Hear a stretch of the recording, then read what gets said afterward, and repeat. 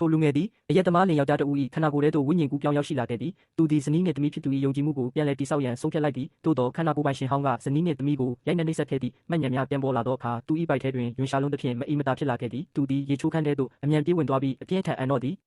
်ဤရုတ်တရက်လှုပ်ဆောင်ချက်ကြောင့်သားမိနှစ်ယောက်စလုံးအကြီးအကျယ်ထိတ်လန့်သွားကြသည်လီလီသည်မိခင်ဖြစ်သူလီဆာ၏ရင်ခွင်ထဲသို့ပို၍တိုးဝင်ပုံအောင်နေမိသည်သူမသာနှိပ်ကွေးသောဘာကအံပြီးထွက်လာသောဖခင်ဖြစ်သူသည်ယခင်ကကဲ့သို့သူမနှင့်သူမ၏မိခင်ကိုရုတ်တရက်ရိုက်နှက်ဆဲဆိုမိကိုသူမကြောက်ရွံ့နေမိသည်ခဏအကြာတွင်ထိုလူသည်မျက်လုံးများနီမြန်းကတကိုယ်လုံးနွမ်းနယ်လျက်ရေချိုးခန်းထဲမှရဲရံကထွက်လာခဲ့သည်ကြောက်လန့်နေသောလီဆာနှင့်လီလီတို့ကိုကြည့်ရင်သူ၏စိတ်နှလုံးမှာပို၍ပင်လေးလံသွားရသည်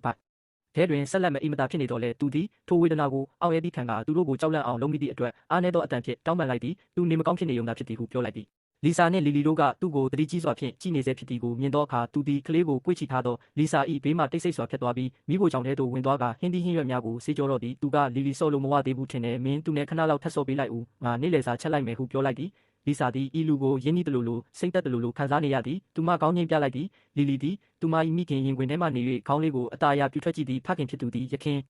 အတိုင်းနူးညံ့သိမ်မွေ့နေစေဖြစ်သည်ကိုတွေ့သောအခါသူမ၏မျက်နှာလေးပေါ်တွင်ပြုံးရည်များပြန်လည်ပေါ်ပေါက်လာတော့သည်နေ့လယ်စာပြင်ဆင်ပြီးသောအခါအစားအစာ၏မွေးရနံ့များမှာဧခန်းထဲတွင်ပြန့်နှံ့နေသည့်ထိုလူသည်ဟင်းလျာများကိုစပွဲပေါ်တွင်တင်လိုက်ပြီးနောက်ဘေးခန်းထဲသို့တိတ်ဆိတ်စွာပြန်ဝင်သွားသည်လီဆာ၏နှကမ်းများတလုံးလုံးဖြစ်နေတော့လဲစကားတလုံးများထွက်မလာခဲ့ပေစားနေစဉ်အတွင်းလီလီသည်ဇွန်းလေးကိုကင်ထားရင်းရုတ်တရက်သူမ၏မိခင်ကိုလှည့်ကြည့်သည်သူမ၏မျက်ခုံးလေးများတွန့်ချိုးသွားပြီးဇဝေဇဝါဖြစ်နေသောပုံစံဖြင့်မေမေဖေဖေကသမီးတို့နဲ့ဘာလို့အတူတူထမင်းမစားတော့တာလဲဟုမေးလိုက်သည်လီဆာသည်စပွဲပေါ်အရှိဟင်းလျာများကိုကြည့်ရင်သူမအကြိုက်ဆုံးဟင်းလျာများဖြစ်သည်ကိုသတိပြုမိသည်ခန္ဓာကိုယ်ပိုင်ရှင်ဟောင်းသည်ဆက်သောအစားအစာများကိုမစားနိုင်သောကြောင့်သူမ၏ဟင်းများကိုစားရခဲလာသည်တမိဖြစ်သူ၏မိကုံးကိုကြားသောအခါလီဆာသည်ရုတ်တရက်ပြုံးလိုက်မိသည့်အခန်းထဲရှိလူမှမူငိမ့်ငိုင်နေမိသည်သူ၏ရုတ်တရက်အန်ခြင်းမှာစိတ်ပိုင်းဆိုင်ရာပြဿနာတစ်ခုဖြစ်ကြောင်းသူသိတော်လဲဘာမှမတတ်နိုင်ပေသူ၏စိတ်မသိစိတ်ထဲတွင်ပြင်းမှာသူ၏အပြစ်မဟုတ်ကြောင်းကိုပြန်လဲဖြေသိမ့်နေတော်လဲမူလပိုင်ရှင်သည်လည်းသူပင်ဖြစ်သည်ဟုသောအချက်ကိုမူသူမပြောင်းလဲနိုင်ခဲ့ပေထိုအချိန်တွင်အပြင်ဘက်မှကန်စေးတန်ကိုသူကြားလိုက်ရသည်သူသည်ဖုန်းကိုချထားလိုက်ပြီးအခန်းတကားကိုဖွင့်ကအပြင်သို့ထွက်လာခဲ့သည်ထမင်းစပွဲပေါ်တွင်သူ့အတွက်အစားအစာများကိုခြံထားပေးသည်လီဆာသည်မိဖို့ကြောင့်ထဲတွင်ပကံဆေးနေပြီးလီလီသည်ဆိုဖာပေါ်တွင်သူမ၏အယုတ်တစ်လေးဖြင့်ပြန်လဲကစားနေသည်ဖေဖေထွက်လာသည်ကိုမြင်သောအခါလီလီသည်ယခင်ကကဲ့သို့မကြောက်တော့ပေထိုလူသည်ပြုံးလိုက်ပြီးရှောက်သွားကလီလီ၏သပင်လေးများကိုအသာအရာပုတ်တက်ပေးလိုက်ပြီးနောက်မိဖို့ကြောင့်ဘက်သို့လှည့်ကြည့်လိုက်သည်လီဆာသည်မိဖို့ကြောင့်ထဲမှထွက်လာစဉ်ထိုလူကသူမကိုစိုက်ကြည့်နေသည်ကိုတွေးလိုက်ရသဖြင့်ရုတ်တရက်စိတ်လှုပ်ရှားကသူမ၏အကြီးဆုံးကိုသာမတက်တာပဲစုပ်ကင်ထားမိသည်လီဆာ၏ဤကဲ့သို့သောပုံစံကိုမြင်သောအခါထိုလူသည်စိတ်ထဲတွင်မကြေမနက်ဖြစ်မိသည်သူမ၏နူးညံ့ပြီးတိတ်ခါရှိလွန်းသောတဘာဝကြောင့်သာယခင်ကလူယုံမာကသူမကိုဤညအထိအနိုင်ကျင့်ရဲခဲ့ခြင်းဖြစ်သည်ဤသို့တွေးလိုက်မိပြီးနောက်သူ၏မျက်မှောင်တုံနေမှုမှာပြေလျော့သွားသည်သူသည်စပွဲတင်ခုံပေါ်မှအသစ်ဝယ်လာသောဖုန်းကိုယူကာစပွဲပေါ်တွင်တင်လိုက်သည်လီဆာကိုဆက်ကြည့်နေရင်သူ၏အတန်မှာနူးညံ့နေကမင်းအတွက်ဖုန်းတစ်လုံးဝယ်လာတယ်ကြိုက်လာကြည့်ဦးပြီးတော့မင်းနဲ့ဆွေးနွေးချင်တာလေးတွေရှိသေးတယ်ဒီမှာလာထိုင်လို့ရမလားဟုပြောလိုက်သည်လီဆာသည်ခေါင်းမော့ကြည့်လိုက်ပြီးစပွဲပေါ်တွင်ဖုန်းမှုအသစ်ကိုမြင်လိုက်ရကဆိုဖာပေါ်တွင်ထိုင်ရန်ဖြင်းညင်းစွာရှောက်လာခဲ့သည်ထိုလူသည်စပွဲပေါ်မှဖုန်းကိုယူကာရိုးရှင်းသောပြင်ဆင်မှုအချို့ကိုလှုပ်ဆောင်ပြီးနောက်လီဆာကိုကမ်းပေးလိုက်ကဒီဖုန်းကမင်းအတွက်ပဲဖုန်းတက်တော့ကိုယ်တိုင်ပြန်ဝယ်ထည့်လိုက်ပေါ့ငါဖုန်းနံပါတ်ကိုတော့မှတ်ထားပေးပြီးနောက်ဆိုငါအိမ်မှာမရှိရင်တခုခုဖြစ်ရင်ဖုန်းဆက်လို့ရတာပေါ့ဟုပြောသည်ပြောနေစဉ်မှာပင်သူ၏အိတ်ကက်ထဲမှငွေစက်ကူထက်ကိုထုတ်ယူကာသူမရှိတွင်တင်လိုက်သည်သူကဒါကခုနကမှထုတ်လာတဲ့ငွေတွေပါဒီနေ့နေ့လည်ကြရင်ကလေးကိုအပြင်ခေါ်သွားပြီးလမ်းလျှောက်လိုက်ဦးအိမ်ထဲမှာပဲအမြဲပိတ်နေတာမကောင်းဘူးကြိုက်တာဝယ်ပါအထူးသဖြင့်အဝတ်စားတွေပေါ့မင်းတို့နှစ်ယောက်လုံးရဲ့အဝတ်စားတွေကတေးနေပြီဆိုတာငါမြင်နေရတယ်ပြီးတော့ဘန်ကက်တစ်ခုပါလှုပ်လိုက်ဦးငွေသားတွေအများကြီးတဲသွားနေရတာကမလုံခြုံသလိုအစင်လည်းမပြေဘူးဟုသူ၏စိတ်ထဲရှိသမျှကိုတစ်ဆက်တည်းပြောချလိုက်သည်လီဆာသည်ခေါင်းမော့ကသူမရှိမှလူကိုစိုက်ကြည့်နေမိသည်သူစကားပြောနေသည်ကိုနားထောင်ရင်းသူမ၏မျက်လုံးများမှာတဖြည်းဖြည်းနီမြန်းလာသည်လီဆာသည်ဖုန်းကိုမယူသေးသည်ကိုမြင်သောအခါသူကဖုန်းကိုမကြိုက်လို့လားဟုမေးလိုက်သည်သူကတော့အယောင်လေးကလှပြီးနောက်ဆုံးပေါ်အမျိုးအစားဖြစ်သောကြောင့်ဝယ်လာခဲ့ခြင်းဖြစ်သည်မင်းမကြိုက်ရင်တခြားတစ်လုံးသွားဝယ်လို့ရပါတယ်ဟုပြောသည်လီဆာကခေါင်းခါပြလိုက်ပြီးထိုလူကိုလေးနက်စွာတစ်ချက်ထက်ကြည့်လိုက်သည်သူမကကျမတော်တော်ကြိုက်ပါတယ်ကျေးဇူးတင်ပါတယ်ဟုပြောလိုက်သည်သူမ၏အတန်မှာတိုးညင်းနေစေဖြစ်ပြီးရှိုက်တန်လေးပါနေသည်သူတို့နှစ်ဦး၏မျက်လုံးချင်းမှာရုတ်တရက်ဆုံသွားကြသည်သူကမင်းကြိုက်တယ်ဆိုရင်ပဲဝမ်းသာပါတယ်ကျေးဇူးတင်စရာမလိုပါဘူးကဲငါထမင်းသွားစားလိုက်အောင်မယ်ဟုပြောပြီးနောက်မတ်တရက်ကထမင်းစပွဲစီသို့ခက်မြက်မြန်းလျှောက်သွားတော့သည်ဤပစ္စည်းများဝယ်ရန်ထိုလူသည်ငွေများမြည်သည့်နေရာမှရလာသည်နည်းဟုလီဆာတွေးတောနေမိသည်သို့သောသူကမပြောတော့ကြောင့်သူမလည်းတကူးတကမမေးတော့ပေသူမသည်စပွဲပေါ်မှဖုန်းအသစ်ကိုကောက်ယူကြည့်လိုက်သည်အပြာရောင်ဖုန်းစုံမှာအလွန်ပင်တန်မိုးကြီးပုံရသည်ဘေးနားရှိလီလီသည်လည်းသူမ၏အယုတ်ကိုချထားကခေါင်းလေးကိုပြူကြည့်ပြီးမိခင်ဖြစ်သူ၏လက်ထဲမှဖုန်းအသစ်ကိုစိတ်ဝင်စားကြည့်နေသည်လီဆာသည်လက်ကိုဆန့်ကာကလေးငယ်၏ခေါင်းလေးကိုအသာအရာပုတ်တက်ပေးလိုက်သည်တားမိနှစ်ယောက်စလုံးဖုန်းကိုစိုက်ကြည့်ရင်းစူးစမ်းနေကြသည်တမနက်လုံးချွေးများထွက်ထားသောကြောင့်ထမင်းစားပြီးပကံဆေးပြီးနောက်ထိုလူသည်ရေနွေးဖြင့်ချိုးချင်နေတော့လဲတားမိနှစ်ယောက်စလုံးအခန်းထဲတွင်တနေ့လုံးရှိနေသဖြင့်သူရေချိုးရန်ရှက်နေမိသည်ယခုအခါသူသည်အနှဲငယ်စိတ်ပြတ်စွာဖြင့်ဘေးခန်းထဲသို့သာပြန်ဝင်သွားရတော့သည်တခါဘူးများရေးစားမထားဘူးသောကောင်းလေးတစ်ယောက်သည်လူယုံမာတစ်ယောက်၏ခန္ဓာကိုယ်ထဲသို့ဝိညာဉ်ကူးပြောင်းရောက်ရှိသွားခဲ့သည်မူလပိုင်ရှင်၏ရိုက်နှက်နှိပ်စက်မှုကိုနှစ်ရှည်လများခံစားခဲ့ရသောဇနီးဖြစ်သူမှာအိမ်ပြင်မထွက်ရသည်မှာနှစ်နှစ်ပင်ရှိနေပြီဖြစ်သည်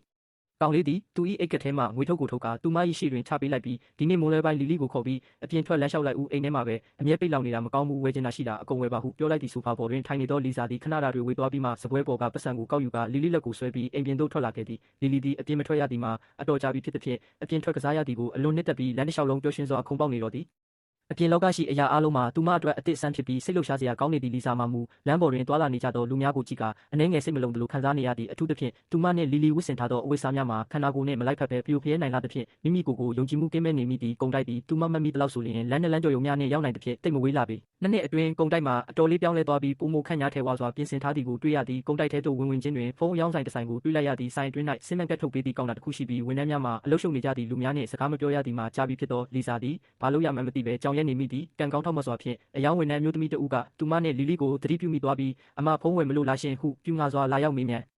တီလီစာကခေါင်းခါပြပြီးမဟုတ်ပါဘူးဖုန်းရှိပြီးသားပါစင်ကပ်ပဲလာလောက်တာအခုလုပ်လို့ရမလားဟုပြန်မေးသည့်အယောင်းဝန်ထမ်းကပြောရှင်စွာဖြင့်ရပါတယ်ရှင်ဒီဘက်ကိုကြွပါရွေးချယ်စရာအစီအစဉ်တွေအများကြီးရှိပါတယ်အကယ်၍ကျမတို့တစ်စိတ်ဖုန်းဆိုရင်တော့ရှော့ဆေးရှိပါတယ်ဟုပြောရင်းကောင်တာတို့ခေါ်သွားသည်ရှော့ဆေးဟူသောစကားကိုကြားလိုက်ရသည့်အခါလီစာ၏မျက်ဝန်းများဝင်းလက်သွားသည်သူမသည်အိတ်ကက်ထဲမှဖုန်းကိုအမြန်ထုတ်ပေးကဒါရောရမလားမနက်ကမှဝယ်ထားတဲ့ရှင်းတို့တစ်စိတ်ဖုန်းပါဟုတိုးတိုးလေးမေးလိုက်သည့်အယောင်းဝန်ထမ်းသည်လီစာကိုတေချာကြည့်လိုက်သည်ယနေ့ထွက်သောဖုန်းအသစ်ဆက်ကိုဝယ်ယူပြီးချက်ချင်းကက်လာလုပ်သည့်သူမှာတိတ်မရှိသဖြင့်သူမသည်မနက်ကအမျိုးသားကိုတန်းစီတတိယသွားသည်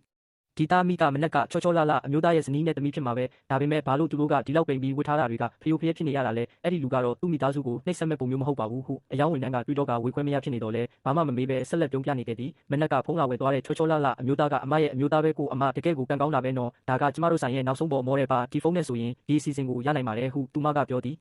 လီစာသည်ငင်းငင်းနိုင်ဖြင့်လက်မှတ်ထိုးပြီးစင်မန်ကတ်ကိုအောင်မြင်စွာရရှိသွားသည့်ဖုန်းဆိုင်ထဲကထွက်လာသည့်တိုင်အောင်အယောင်းဝန်ထမ်း၏စိတ်အားထက်သန်သောအတန်မှနားထဲတွင်ပဲ့တင်ထက်နေစေဖြစ်သည့်စင်ကတ်ရပြီးနောက်လီစာသည်ဘဏ်အကောင့်တစ်ခုကိုလည်းဖွင့်လှစ်ခဲ့ပြီးလက်ထဲတွင်ဖုန်းနှင့်ဘဏ်ကတ်ကိုကင်ထားရင်းဘဏ်ထဲမှထွက်လာသောအခါပတ်ဝန်းကျင်ရှိမြင်မာသောအဆောက်အအုံများကိုကြည့်ကာသူမပြန်လဲရှင်းတလာသလိုခံစားလိုက်ရသည်ယခုဆိုလျှင်သူမသည်ကလေးကိုခေါ်ပြီးထွက်သွားနိုင်ပြီဖြစ်သည်လက်ထဲရှိပိုက်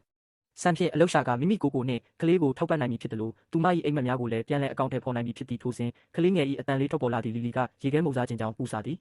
လီစာသည်အတွေးများမှလက်တွေ့ဘဝသို့ပြန်ရောက်လာပြီးတွားရည်ကြက်မတက်ဖြစ်နေသောလီလီကိုကြည့်ကာပြုံးလိုက်ပြီးကောင်းပြီလေဒါပေမဲ့တခုပဲတော့မဟုတ်ရင်ဘိုင်းနာလိမ့်မယ်ဟုပြောလိုက်သည်လီလီကဟုတ်ကဲ့ပါမိမိကိုအချစ်ဆုံးပဲဟုပြန်ပြောသည်သားမိနှစ်ယောက်အပြင်ထွက်သွားစဉ်အမျိုးသားဖြစ်သူမှရေချိုးလိုက်ပြီးလီစာတို့သားမိပြန်မလာတော့မည်ကိုလုံးဝမရိပ်မိပေထို့နောက်သူသည်ညစာပြင်ဆင်တော်လဲသူတို့မြည်သည့်အချိန်တွင်ပြန်လာမည်ကိုမသိသဖြင့်ဟင်းများအေးသွားမည်ဆို၍ချက်ချင်းမချက်သေးပဲဆိုဖာပေါ်တွင်လဲကဖုံးဖြင့်ကလေးထိန်းနှင်းများကိုဖတ်နေရင်အိမ်ငိုက်လာသည်သူတန်းဝေလိုက်ပြီးနာရီကိုကြည့်လိုက်ရာည9နာရီရှိနေပြီဖြစ်သည်ဘာလို့အခုထိပြန်မလာသေးတာလဲသူထထိုင်လိုက်သည်တခုခုဖြစ်မှာကိုစိုးရိမ်စိတ်ဖြင့်ဖနက်စီကအပြင်ထွက်ရှာရန်ပြင်လိုက်သည်တို့တစိတ်ခါဖွင့်လိုက်ခြင်းမှာပင်သူတို့နှင့်ထိတ်တိုက်တိုးတော့သည်ပြန်လာသောလီစာသည်တချင်းလေးတစ်ပုတ်ကိုတိုးတိုးလေးကြီးဆိုနေပြီးစိတ်ကြည်လင်နေပုံရသည်သူမ၏လက်ထဲတွင်ဈေးဝယ်အိမ်များစွာပါလာသည်လီလီကမူလက်တစ်ဖက်ကအမေ၏အင်ဂျီကိုဆွဲထားပြီးကြလက်တစ်ဖက်ကအယုတ်ကလေးကိုပိုက်ထားသည်ထိုအမျိုးသားကိုအံ့ဩဆုံးဖြစ်စေသည်မှာသူတို့နှစ်ယောက်လုံးခန္ဓာကိုယ်နှင့်လိုက်ဖက်သောအဝတ်စားတစ်များကိုလဲလှယ်ဝတ်ဆင်ထားခြင်းပင်ဖြစ်သည်နောက်တစ်စက္ကန့်တွင်လီလီကသူ့အနားသို့ချွဲနှဲစွာကပ်လာပြီးဖေဖေဟုခေါ်လိုက်သည်အပြင်ထွက်ကစားရပြီးအဝတ်စားတစ်များရထားသဖြင့်လီလီအလွန်စိတ်ပျော်နေသည်ထိုဖေဖေဟုသောခေါ်တဲ့လေးကအမျိုးသား၏နှလုံးသားကိုအည်ပြောကြစေသည်သူသည်စောင့်ကြောက်ထိုင်ကလီလီကောင်းလေးကိုပုတ်တက်ပြီးသူမကိုပွေ့ချီကအိမ်ထဲသို့ဝင်လာခဲ့သည်ဖေဖေဒီနေ့သမီးအတွက်ခေါက်ဆွဲပြုတ်ပေးမယ်နော်ကြက်ဥနှလုံးနဲ့လားဟုလီလီကဝမ်းသာအားရမြေးသည်လီလီကကြက်ဥသိပ်ကြိုက်တာလီလီဖေဖေကိုအချစ်ဆုံးပဲလီစာကတော့စိတ်ထဲတွင်ဒီကလေးမလေးကခုနတင်မေမေကိုအချစ်ဆုံးဆိုပြီးအခုတော့ဘက်ပြောင်းသွားပြန်ပြီဟုတွေးနေမိသည်ခေါက်ဆွဲများကိုလီစာတို့ရှေ့တွင်ချပေးပြီးနောက်ထိုမျိုးသားသည်အိတ်ခမ်းထဲသို့ဝင်ရန်လှည့်ထွက်လိုက်သည်သို့တော့သူလှည့်လိုက်သည်နှင့်လီလီကသူ့အင်ဂျီကိုလာဆွဲသည်ကိုခံစားလိုက်ရသည်ဖေဖေလီလီနှင့်အတူစားလို့ရမလားဟင်ဟုချိုသာသောအတန်လေးထွက်ပေါ်လာသည့်အမျိုးသားသည်လှည့်ကြည့်လိုက်ရာလီလီ၏မျောလင်းတကြီးကြည့်နေသောမျက်ဝန်းလေးများနှင့်စုံသွားသည်သူသည်အနှဲငယ်တွေ့ဝေသွားပြီးအနားတွင်ထိုင်နေသောလီစာကိုခိုးကြည့်လိုက်သည်လီစာသည်ဘာမှမပြောသလိုလီလီစကားကိုမကြားချင်အောင်ဆောင်ကာသူ့ကိုလည်းမကြည့်ပေအမျိုးသားသည်ဘာလို့ရမှန်းမသိဖြစ်နေတော့လဲဒါဆိုလဲဖေဖေလီလီနှင့်အတူထိုင်စားမယ်လေဟုပြောလိုက်သည်လီလီကသူမဘေးကကလထိုင်ကိုပုတ်ပြပြီးဖေဖေဒီမှာထိုင်ဟုပြောသည်သူသည်မိဖို့ကြောင့်ထဲမှနောက်ထပ်ခောက်ဆွဲတစ်ပွဲယူလာပြီးလီလီဘေးတွင်ထိုင်လိုက်သည်လီလီဒီမိဘနှစ်ပါးလုံးနှင့်အတူပထမဆုံးအကြိမ်ညစာစားရခြင်းဖြစ်သည်ဖြင့်သူမ၏မျက်နှာထက်မှအပြုံးများမှလုံးဝမပြတ်ကွယ်သွားခဲ့ပြီးညစာစားပြီးနောက်လီလီကမိဘနှစ်ပါးလုံးကိုသူမ၏ရုပ်သေးအိမ်လေးနှင့်အတူကစားပေးရန်ပူစာသည်သို့တော့နောက်ဆုံးတွင်ထိုအမျိုးသားတဦးလေးသာကစားပေးဖြစ်ခဲ့သည်လီစာမမူစားတောက်ပြီးသည်နှင့်အိတ်ခမ်းထဲသို့တယောက်တည်းဝင်သွားအားခဲ့သည်အမျိုးသားကလည်းထိုအခြေအနေကိုနားလည်ပေးနိုင်ပါသည်သူသာလီစာ၏နေရာရရှိပြီးဤကဲ့သို့နှိပ်စက်ခံခဲ့ရပါကမိမိကိုနာကျင်စေခဲ့သူနှင့်အစဉ်ပြေပြေဆက်ဆံနိုင်မည်မဟုတ်သည်ကိုသူသိနေသောကြောင့်ဖြစ်သည်သူဒီည9နာရီထိလီလီနှင့်အတူကစားပေးခဲ့သည်လီလီသည်အလွန်အိမ်ငိုက်နေပြီးခေါင်းလေးမှာတနိုင်းငိုက်ဖြစ်နေတော့လဲအိပ်ရတဲ့သို့မဝင်ကျင်သေးပဲစွပ်ပြေကပ်နေသေးတော့သည်အဆုံးထိကြည့်ပေးကြလို့ကျေးဇူးတင်ပါတယ်ဗျနောက်ဗီဒီယိုတွေမှာပြန်ဆောင်ကြမယ်အားလုံးပဲဘိုင်ဘိုင်